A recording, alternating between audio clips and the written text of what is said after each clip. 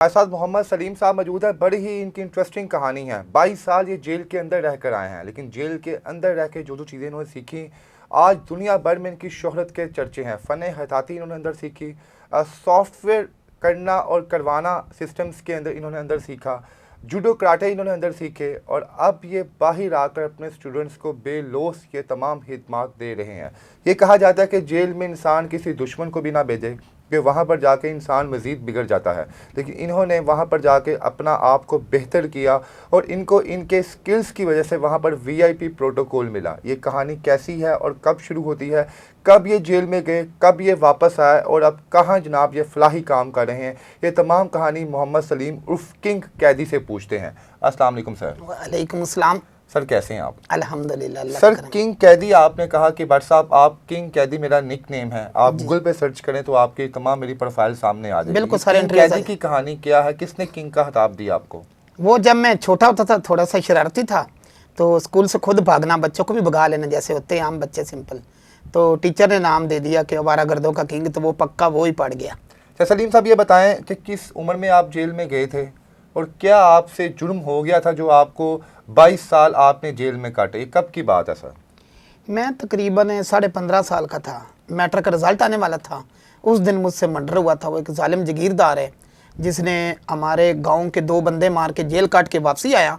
वापसी आके शराब पी के उसके और उसके गार्डों ने औरतों को छेड़ना, और अगर किसी ने रोकना तो वैसे चौधरी गले पड़ जाएगा, यही हिसाब था। मेरे जहन में हर टाइम एलर्जी होती थी कि नहीं, ये जो है ना, ये लोग गलत कर रहे हैं। तो मैंने उसे फैसलाबाद रोड पर उसके गार्डों के दरमियान फैर मारा कि ये मर जाएगा, इसके गार्ड मुझे मार देंगे, जान छूट जाएगी। लेकिन उसके गार्ड ना डर के भाग गए और वो मौके पर ही उसको दिल पर फैर लगा और वो मर गया। अच्छा, आपकी उम्र छोटी थी, इस वजह से आपको सजाए मौत नहीं हो सकी, या क्या वजह बनी? नहीं, सजाए मौत तो मैंने देखे कि 15 साल वालों को भी कर देते, जज नहीं देखते हैं। लेकिन केस की नीयत ये थी कि रात का वाक़या था, उसमें जज ने जितना हो सका उसने रैद दी और मुझे 25 साल जो है ना उसने कैद कर दिया। सेंटर साहिवाल से होता मैं फिर पहुंचा बच्चों की जेल, जो ब्रिस्टल जेल है। 2 बच्चों की जेल है, एक जेल बावलपुर है पूरे पाकिस्तान में, पूरे पंजाब में नहीं, पूरे पाकिस्तान में, और एक ब्रिस्टल जेल फैसलाबाद है। तो मुझे ब्रिस्टल जेल फैसलाबाद भेज दिया गया। ओवरऑल कितना टाइम गुजारा आपने जेल के अंदर? मैंने तकरीबन 12.5 साल अंदर गुजारे। वहीं मैंने डेटाबेस सॉफ्टवेयर बनाया। ब्रिस्टल जेल में एक जापान की NGO है जो कैदी बच्चों की इस्लाह के लिए आई थी। ठीक है। और उनका इससे अंदाज़ा लगा रहे हैं कि 2003 में उनकी सैलरी लाख रुपए से ऊपर थी फी टीचर। ठीक हो गया। और उस वक्त 5-10 हज़ार भी बड़ी सैलरी थी। ऐसे ही है। लेकिन लोगों ने बेवकूफ़ी से, बच्चे जैसे होते निकम्मे बेवकूफ़, लैब भी उन्होंने बनाई। बाहर वहाँ में पेंटियम 1 था, हमारे पास पेंटियम 4 था। ये उस वक्त की बात है, उस वक्त 2003 की बात कर रहा हूँ। तो उन्होंने बताना कि ये बेटा ये वक्त नहीं आएगा, लोगों ने मजाक उड़ाना। तो मैंने स्किल सीखनी शुरू कर दी।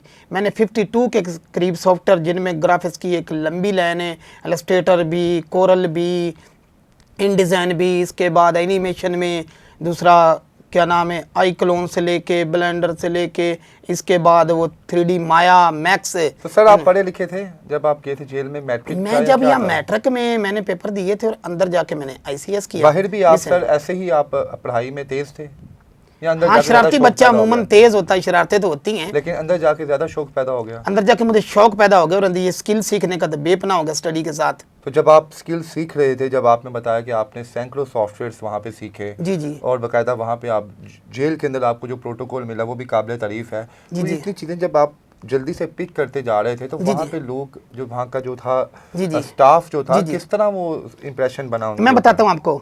एक तो ना वो लीडरशिप के जरासीम शुरू से अभी तक है, यानी कि इंसान को कमज़ोर नहीं होना चाहिए जो होता है। अंदर भी मेरा ये हिसाब था। तो इंतज़ामिया ने सोचा कि शरारती लड़का है, सारे ग्रुप बना के रखता, तो बेहतर है कि लगा हुआ है।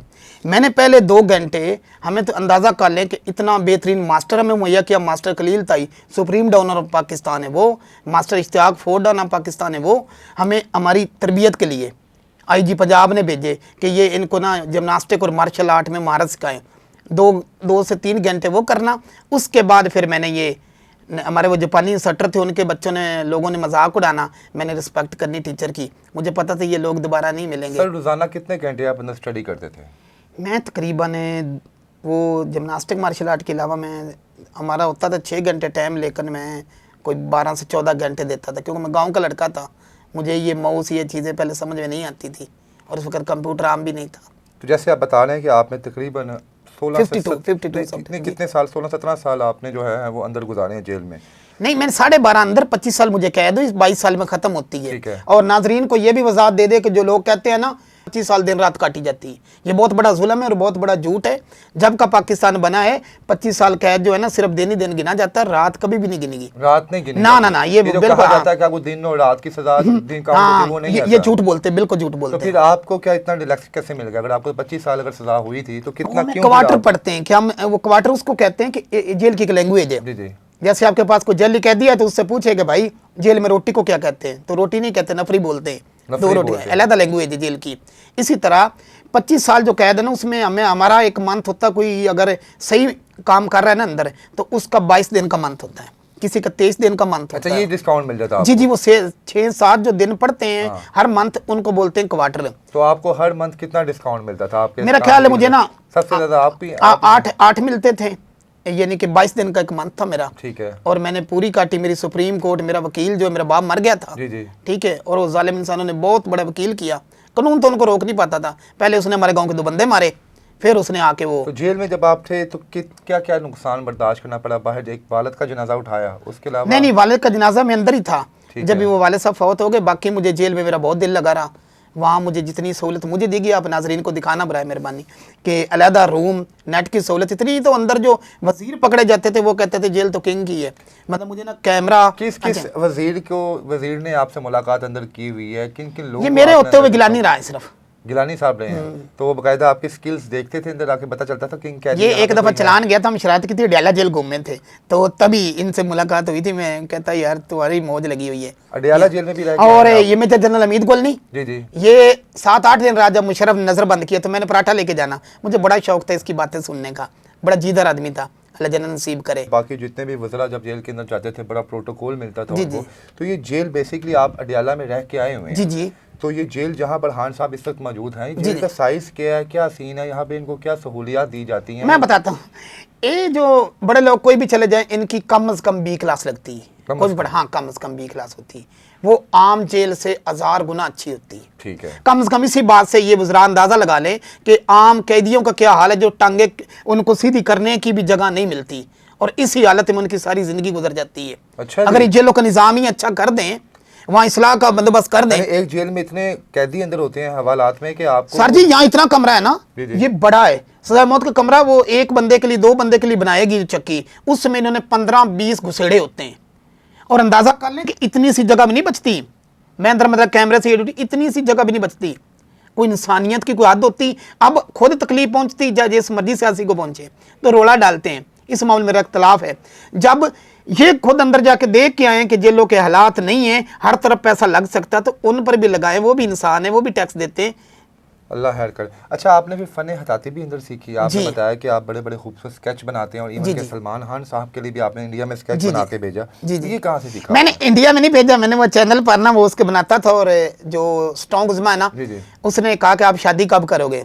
जरी बात है, मार्शल आर्ट्स सिखानी, कंग फू सिखाना, अब बाहर बच्चों को बिल्कुल फ्री करा रहा हूँ। इसके साथ मैं जो सॉफ्टवेयर एक लंबी लाइन है मेरे पास, BS एनिमेशन की बच्चियाँ तक आती, मैं स्टूडियो आप दिखा सकते, तो सिखाता उनको।